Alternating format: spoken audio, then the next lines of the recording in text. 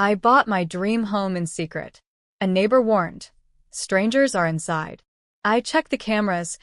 It was my brother's family celebrating. That's when I dialed the police. My name is Madison Clark, I'm 29. And if you think you know how this ends, stay tuned. What happens when the keys you've worked your whole life for are stolen before you even touch the door? The camera feed flickered on my phone. Balloons, laughter, plates clinking. My brother's kids running across my polished hardwood floors. My sister-in-law holding a glass of wine, like she owned the place. And my brother, standing tall in the middle of it all, grinning, giving a toast as if this house was his kingdom. My kingdom. The house had been my silent obsession for years. The one with ivy curling over white stone. The one perched just outside the city, with the lake shimmering at sunset. I had worked double shifts, sold my car, lived off ramen for months just to scrape the down payment together. No one knew I closed the deal. Not even my parents. Especially not my brother. And yet, there they were, celebrating inside. As if my sacrifices, my secrecy, meant nothing. My chest tightened as the laughter on the feed grew louder. My neighbor hadn't exaggerated. They weren't just inside. They had invaded, settled, claimed. I pressed call, on the police line with shaking hands, my voice steady only out of fury. Yes, this is Madison Clark. I own a home on Lakeshore Drive. There are intruders inside. Do you know them? The dispatcher asked. I stared at my brother's smug face on the screen. Yes, I whispered. I know them too well. As I ended the call, one thought burned like wildfire. They thought I wouldn't find out. They thought I wouldn't fight. But this house had my name on it. And tonight the truth would too. The red and blue lights hit the driveway before I could even steady my breathing. From my car across the street, I watched as two officers approached the front door. Inside, through the glow of my phone's camera feed, I saw movement. My brother's wife rushing to hide the wine glasses, the kids shushed and pushed upstairs. Then my brother opened the door, wearing a smile I knew too well. The one he used when he thought charm could erase theft. Evening, officers, he said smoothly. Can I help you? They asked for proof of residence. He stuttered, feigning innocence. This is family property. We've been here for years. Family property? My jaw clenched. That's when I stepped out of the car, folder in hand. The deed, the mortgage documents, the closing papers, every signature, every dollar traced back to me. The cool night air bit at my skin as I walked up the driveway. My brother's smile vanished the second he saw me. This is my house, I said, my voice cutting through the night. Not yours. Not ours. Mine. The officers glanced between us. One took the folder, flipping through the certified documents. The other turned to my brother. Sir, unless you can show proof, you'll need to leave. For the first time, I saw fear flicker across his face. His hand tightened on the doorframe, knuckles white. My sister-in-law appeared behind him, her voice shrill. This is ridiculous. She's lying. But the paperwork was undeniable. The officer handed it back to me with a nod. Ma'am, you're the legal owner. Do you want them trespassed? My brother's eyes locked on mine, daring me to humiliate him in front of his family, the neighbors, the law. My chest ached, but my resolve hardened. Yes, I said. Trespass them. And just like that, the house that had been filled with their laughter fell silent, emptied under the weight of truth. But as their car pulled away, I knew this was only the beginning. Because thieves don't just surrender. They plot. And my brother had just lost his crown. By morning, the fallout had already begun. My parents called first, voices sharp and accusing. Madison, what did you do? Kicking your brother out like that? Making a scene in front of the neighbors. I almost laughed. What did I do? He broke into my house.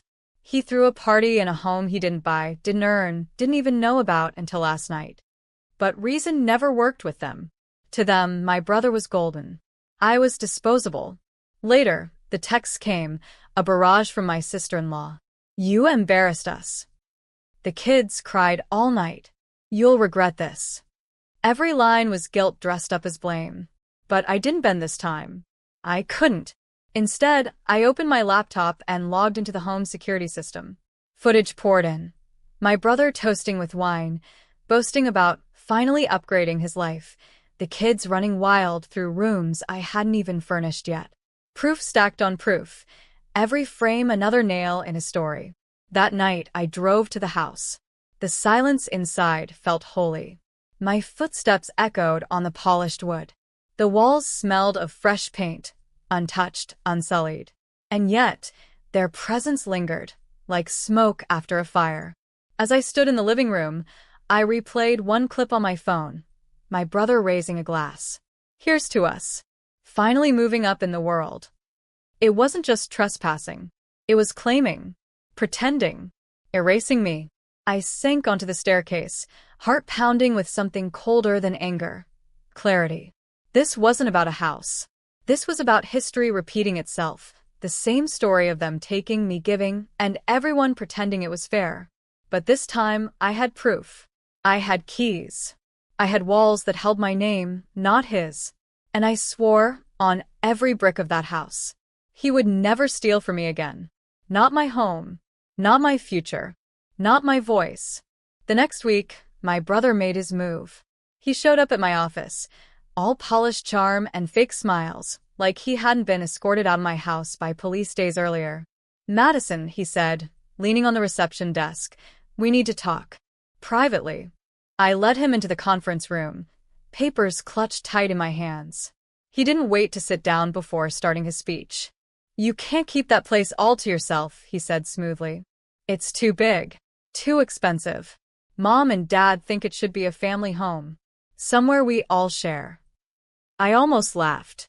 "Share? You mean the way you shared it by breaking in and celebrating like you owned it?" His eyes darkened. The mask slipped. "You've always been selfish. I've carried this family for years, and you—" I cut him off, tossing the folder onto the table. Inside were the deeds, the mortgage contracts, the police report. Carried this family? With what? My paychecks? My credit score? My sacrifice. He flinched at the police report, the ink still fresh from the officer's pen. His jaw tightened, but he tried to recover. "If you go public with this, it'll ruin us. Mom and Dad's reputation, mine, everyone's. You don't want that, do you?" For once, I didn't hesitate. I want the truth. And if the truth ruins you, that's on you, not me. He leaned closer, lowering his voice. "Think carefully, Madison. Families don't survive wars like this." I met his gaze without blinking. "Then maybe ours isn't meant to survive." Silence stretched between us, heavy and sharp. He gathered the papers, shoved them back across the table, and stormed out, slamming the door so hard the glass rattled. I sat there, chest heaving, realization sinking deeper than ever. This wasn't just about a house. This was about rewriting the roles they had forced on me since childhood. And for the first time, I was no longer the background character in my own story. I was the author. And my pen had just drawn the first real line. The whispers spread faster than wildfire. By Friday, my aunt called, her voice sharp with judgment. "Madison, how could you drag your own brother into police business? He told us you bought that house with his money. He says you're hiding it to cheat the family." I closed my eyes, pressing my fingers against my temples. Lies, spun so easily from his lips, swallowed whole by relatives desperate to keep him golden. "That house," I said evenly, "was bought with my savings, my overtime, my years of sacrifice. He didn't give a single dollar. And I can prove it." But proof never mattered to them. They wanted a story that kept him shining and me in shadow. That night, I opened the binder again. Inside, I added fresh evidence, screenshots of the mortgage drafts, wire transfers from my account, even the congratulatory email from my loan officer. Every page was another weapon, silent but sharp. I wasn't gathering these for family anymore. I was gathering them for the law. 2 days later, I filed for a restraining order. The officer at the desk raised his brows as he read my statement. "Your brother threw a party in your home before you even moved in?" "Yes," I said, steady. "And he's spreading lies to cover it up. I need this documented." Walking out of the precinct, the sunlight felt different. Not warmer, not softer, but stronger. Like it was cutting through the haze of years where my family's voices drowned out my own. That evening, my phone buzzed again. This time, a text from my brother. "If you don't drop this, you'll regret it." I stared at the screen, pulse calm.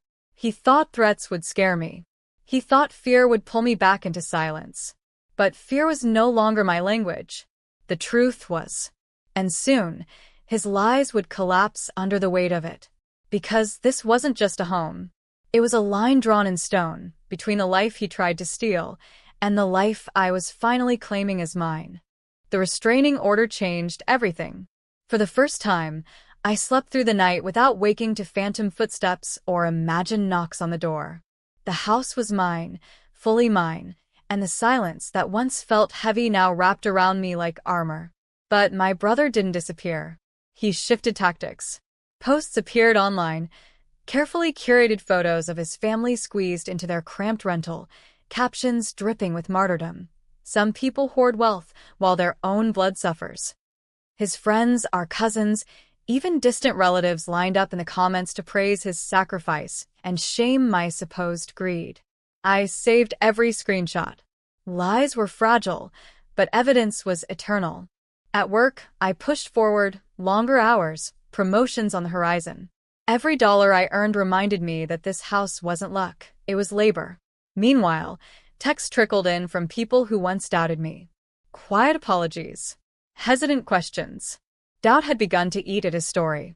One evening, as the sun dipped behind the lake, I stood on my back porch, watching ripples glitter across the water.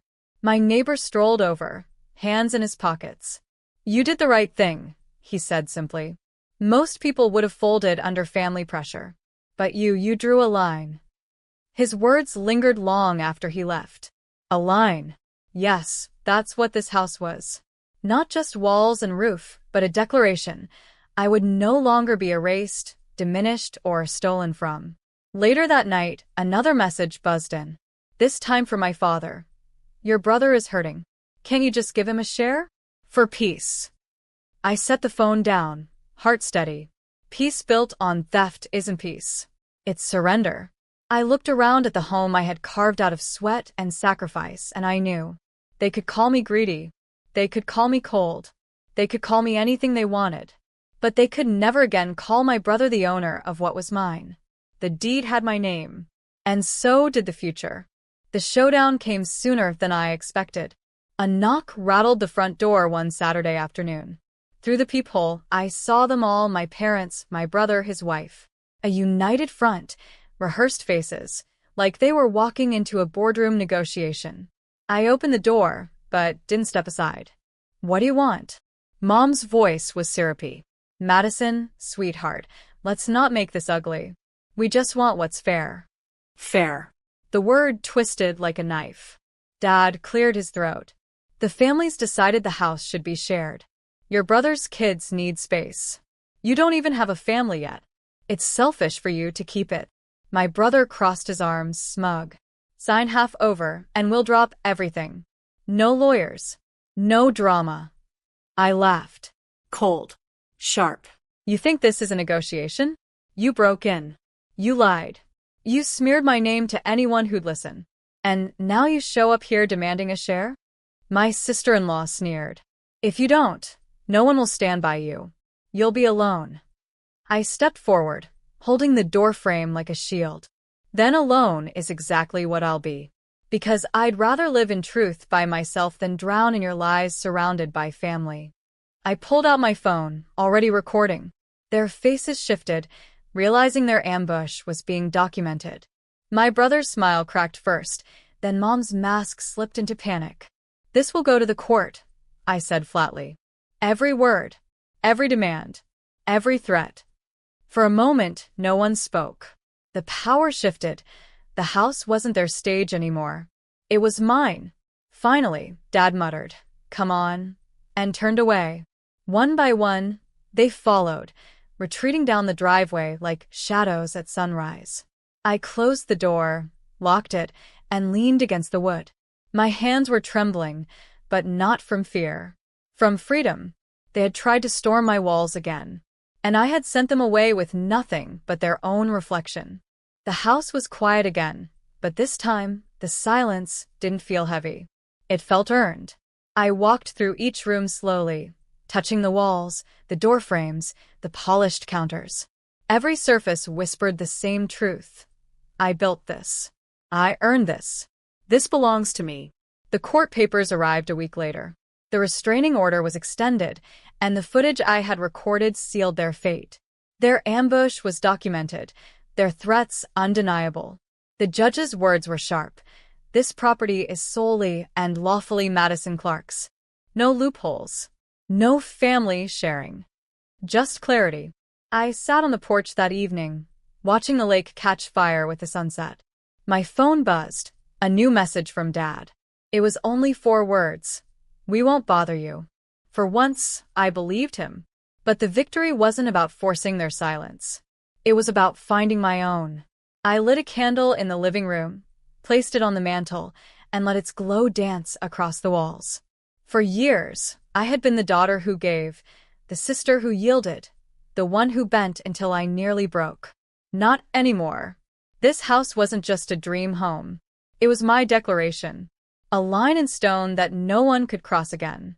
The neighbors still wave when I pull into the driveway. Some whisper about the scandal.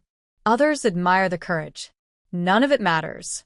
What matters is the key that rests heavy and certain in my palm, proof that no one, not even family, can steal what I fought to claim. I turned off the camera feed that night, not because I feared intruders, but because I finally felt safe. They had tried to turn my sanctuary into their playground. But I had written them out of my story. And in the stillness of my home, I finally felt what they could never give me: peace.